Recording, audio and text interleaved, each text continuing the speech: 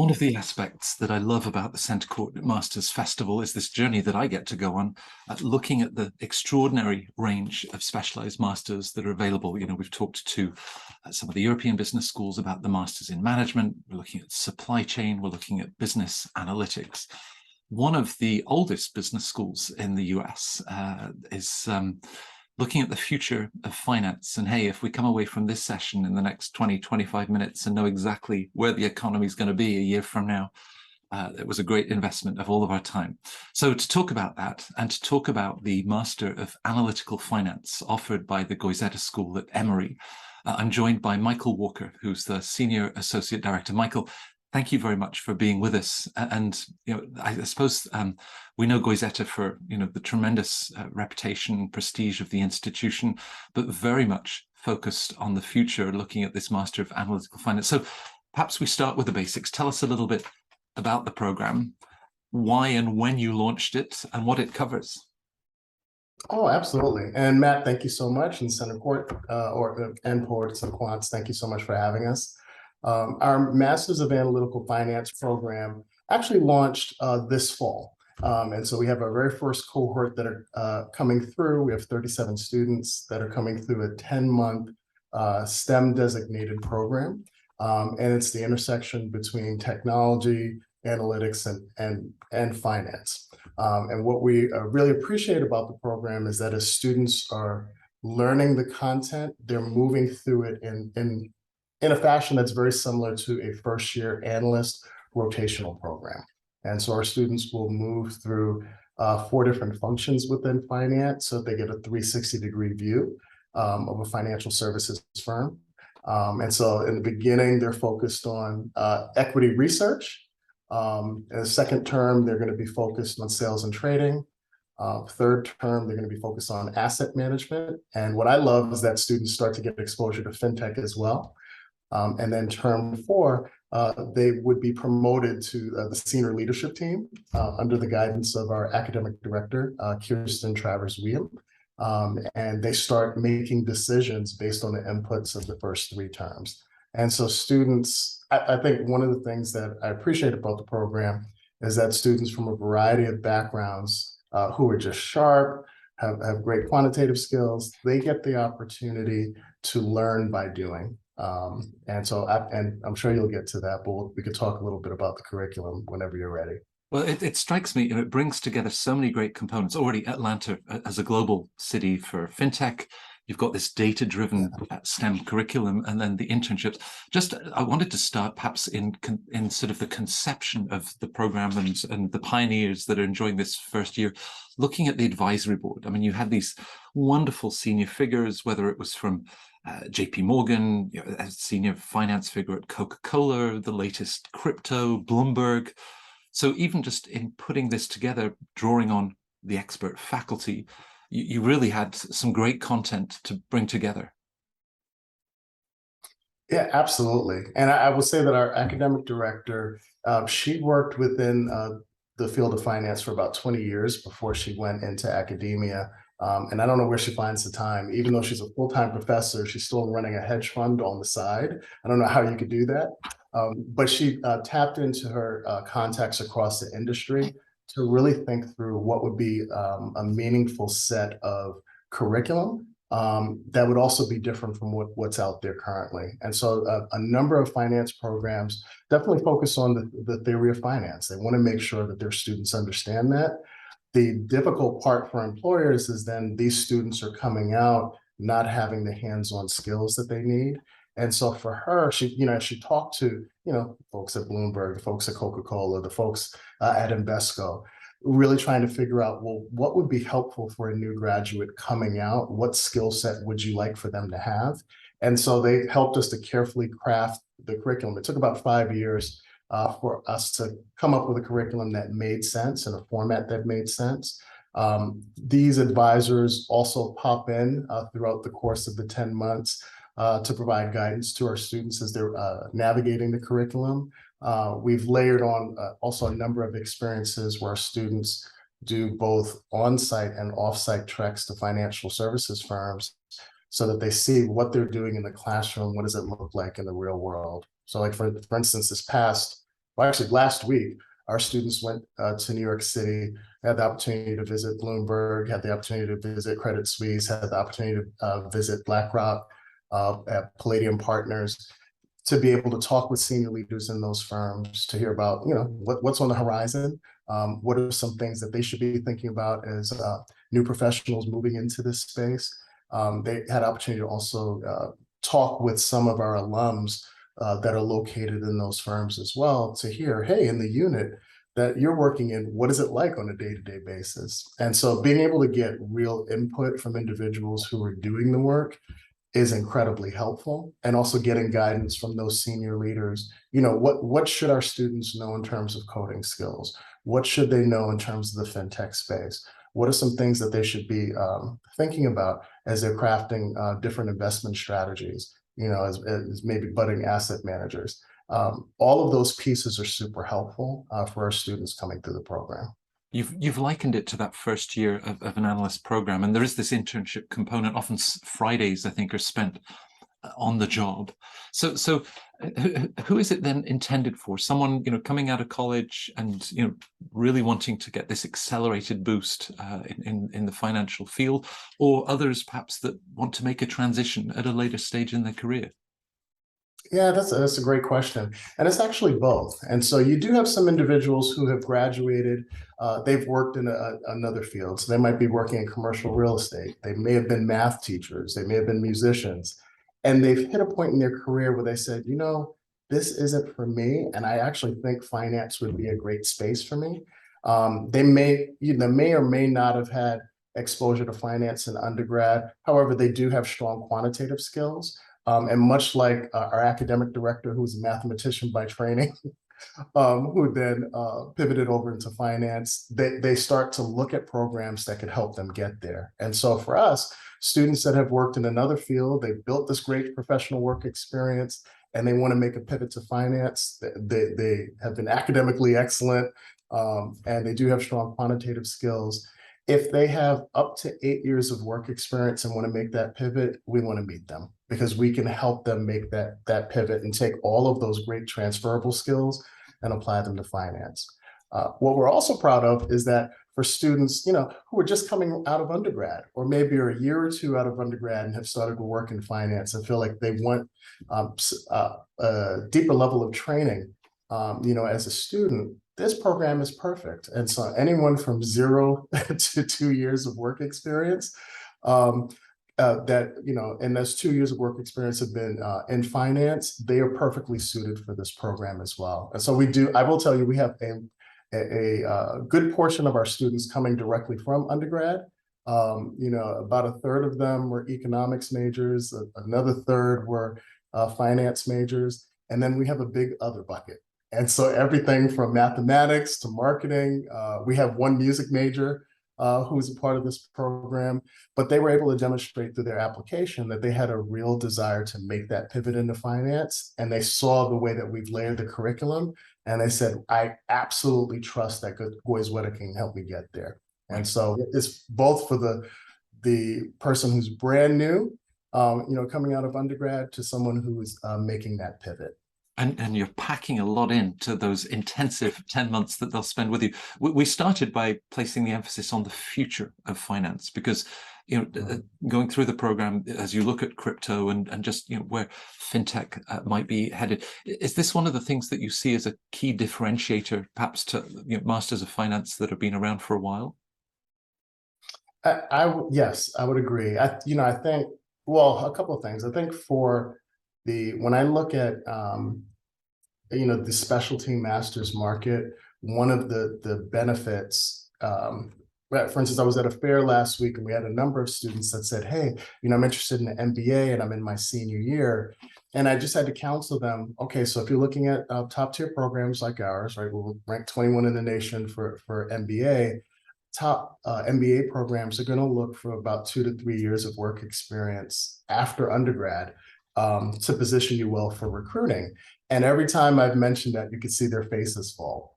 And they're like, well, I feel left out. And said, well, actually, you would be a great candidate for specialized masters. And when we talked about the Masters of Analytical Finance, helping them see that they're not only going to be able to get into the program directly out of undergrad, but because we have the Friday on the job experience, and because we have this amazing finance lab where students will be working on projects using real data from real clients, and producing deliverables that need to be on par with the first year analysts, our students are going to be able to walk out with tangible skills.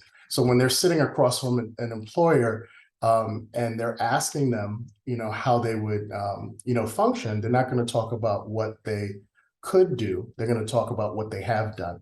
So for instance, in the spring, our students get the opportunity to work on an asset management project with Invesco. And we have a suite, I think there are about 6 financial services firms that are going to send senior leaders to be advisors for our students as they're developing different asset management strategies and as they're pitching them to senior leadership at Invesco.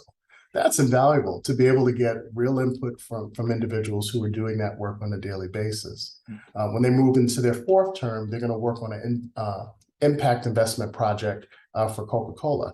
And so again, getting the opportunity to be able to hear from senior leaders who are on the receiving end of these kinds of pitches and understand what they're looking for allows them to package solutions effectively, allows them to actually be able to look at real data from those companies and say what would be impactful for you.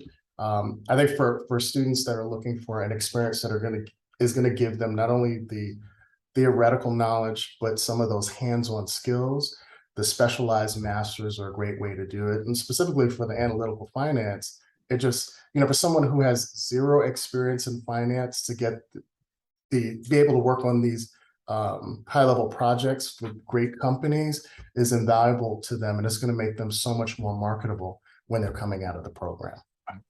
Already established as one of the leading business schools in the country, and the academic rigor that goes with that.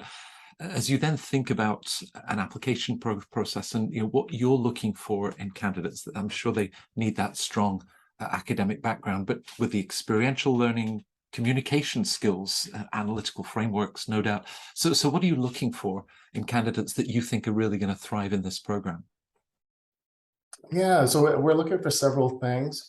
So we certainly are looking for students to be academically excellent. And that's regardless of, what your major was. So if you were a music major, we wanted to see that you mastered that content, you had an enthusiasm for it, and in every course, we could see how you applied yourself at a high level and were able to do well. And so we need to see a track record of academic excellence. We do need to see evidence of strong quantitative skills. That could be demonstrated by a couple of quantitative courses. And so maybe you took an econ course and did incredibly well. Maybe you took a calculus course, a statistics course, took some accounting courses. But we're going to look at evidence of you being able to handle quantitative data in a great way. In addition to that, we're going to look at all of those internship experiences that you had, part-time, full-time experiences. And we're not only looking at, where did you work, what did you do, whether that was inside or outside of finance. And I want to emphasize that because we have students from a wide variety of backgrounds.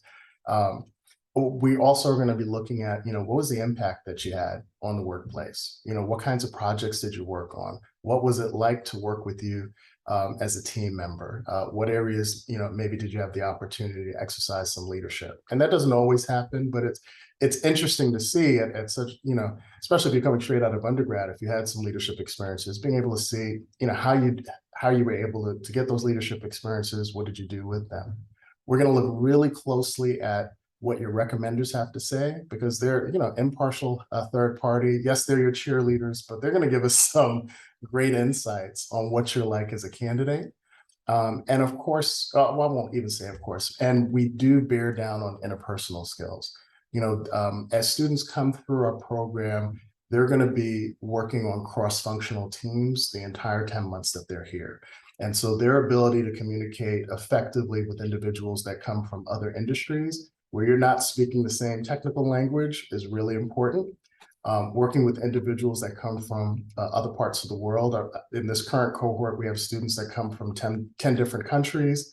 And even here within the US, they're from all over the US. And so you communicate differently depending on what part of the country or what part of the world you come from. It's important to see that see our students be able to communicate across cultural or sometimes work barriers. And so we're going to be focused on, what are your written skills like, but also those oral communication skills are key. One of the reasons why some of the reasons why we're going to be looking at that, of course, we talked about the teamwork that happens here, but how are you going to be able to communicate to an employer your value to them after coming through our program? And that's going to be really key. And so we want to set students up for success. So those strong verbal skills are really important.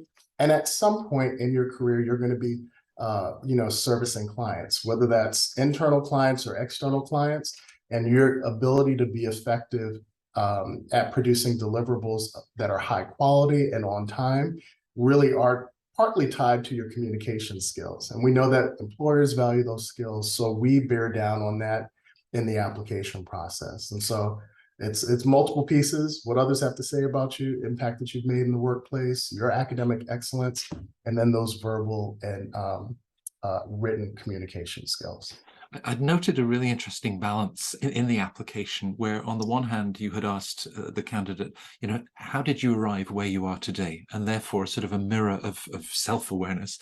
And at the same time, you were then sort of saying, describe an important global issue or innovation, and why do you think it's going to be increasingly important? So it's this balance of self-awareness, the communication skills that might go hand in hand with that, but also that finance doesn't take place in a vacuum. It's part of a wider geopolitical environment, and encouraging, I guess, candidates and then students to be aware of that.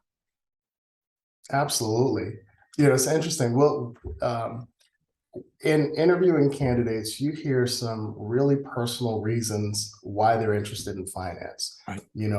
My family's business was impacted by this policy, and I want to be able to affect change in my home country. I've been trading crypto over the past 3 years, and I got really excited. Now the opportunity to be able to do that professionally excites me. Whatever your personal reason for wanting finance, we want to be able to hear that, because that'll help us understand if this is a real passion or if it's simply, do I want a graduate degree, right? We want to find those individuals that specifically have a passion for finance, and that could either be longstanding or it could be a newfound passion. But it's really fun hearing the reasons why, very personal reasons. And that's going to help those students push in a very accelerated program. 10 months, we cover a lot of content. You're working really long hours with your teammates. And if you're excited and have a personal reason why finance is important to you, you're going to push and persevere. And so we're looking for that. We're looking for students that are going to have grit in this program. But then forward looking, are you aware at how, something that happens halfway across the globe is going to impact global markets? And that's really huge. And so, a tanker of orange juice being stuck in the Suez Canal. Well, what's the ripple effect of that, right? Yeah. That's a very real thing. We had a trading demonstration where we were showing students software where you can drill down to a very specific tanker and take a look and how, there were some projections that were being made in terms of stock prices based on just the movement of that tanker. And it could either be really exciting to look at that and to drill down, or you could be completely bored. And we're looking for the folks that are really excited about the minutia of finance, because small things have a really big impact, right? People being able to maintain their jobs and being able to feed their families. Sometimes it's a very small act that impacted some global decisions that have impacted the marketplace. And so we want our students to understand that. And so we do ask those questions because students are already thinking, students that are a really good fit for us, they're already thinking about those issues. Maybe because they've read an article, or maybe because they've been personally impacted. So we're sifting through to find individuals who are thinking globally. With all this sort of real-time shipping tankers moving around the world, the experiential component, being able to work closely with Coca-Cola on an investment project.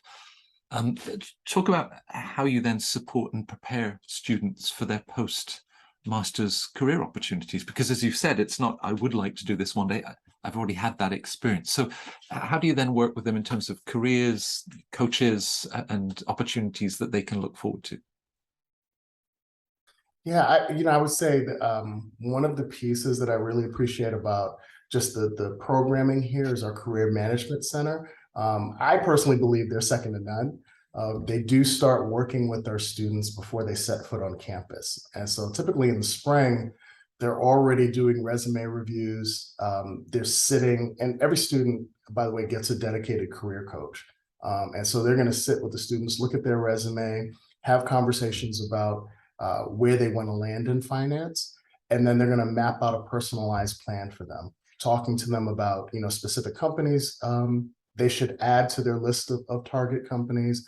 They're going to talk to them about very specific recruiting events that'll happen throughout the course of the year, help them understand the timing for that. There is a whole team behind the scenes that works through positions that are perfectly suited for students that are coming through an accelerated 10-month format.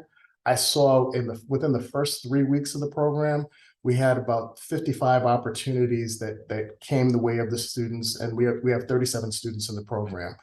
So there are abundant opportunities, but because we have a machine behind us really thinking through for each student, okay, these students want wealth management. What kind of opportunities, given their level of work experience, would be a good fit? Oh, these students are interested in risk management. What opportunities would be great for them? These are interested in investment banking. These are interested in quantitative research. So they're really thinking through, students' career preferences very specifically, and then really working with the longstanding relationships that we have with our employer partners to identify opportunities that are great for the students, making sure they're getting them in front of them. But then they're doing a lot of prep. They're helping them with their elevator pitch. They're helping them with interviewing. They're pairing them with alumni mentors that work whenever possible, not only in the industry, but sometimes in the company that they want to land in, and sometimes in the very city, because not all of the students are going to stay here in Atlanta. Right. They're going to end up all around the world. We'll find out where students want to land early on in the program so that we're aligning all of our resources to help them land there.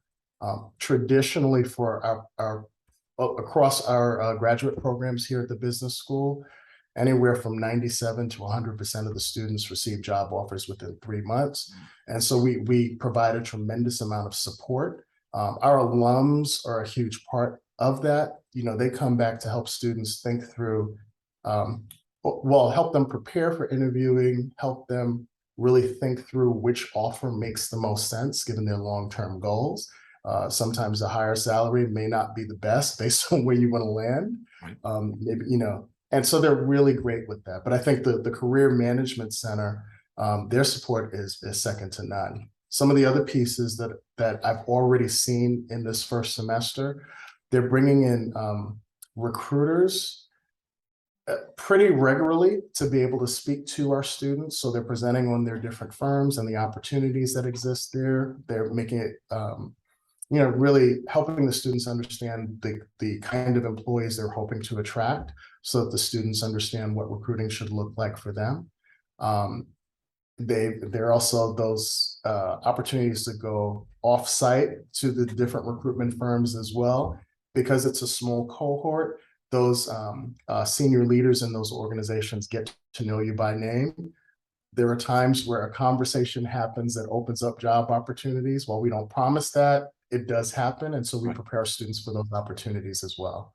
I can tell you that we had one student 3 weeks into the program, she got a full-time offer. She hadn't even gotten through her first class yet. A second student, there was a job opportunity. The company started recruiting really early back in July. And so that opportunity was put out to our students. A handful of students did apply. They felt like they were ready. This one student just got a full-time job offer. She's 7 weeks into the program. So she's going to JP Morgan once she leaves. It's really, and the reason why she was prepared for that is because of the way in which our Career Management Center supported her throughout the recruitment process. We do tell the rest of our students, you don't have to get a job offer 3 weeks or 7 weeks in. There's plenty of time, but those students who are ready, they're able to leverage the Career Management Center at any point in the 10 months to be able to secure that job, job opportunity coming out of the program. After the months of planning and of course working with colleagues in admissions to bring in these very talented, diverse group of 37, it must be so exciting. You must be very proud of what you see. So our viewers at Centre Court, how can they find out more, connect with your team, info sessions that you're having? What would you recommend for viewers to be able to take next steps and find out more about the Master of Analytical Finance? Well, absolutely.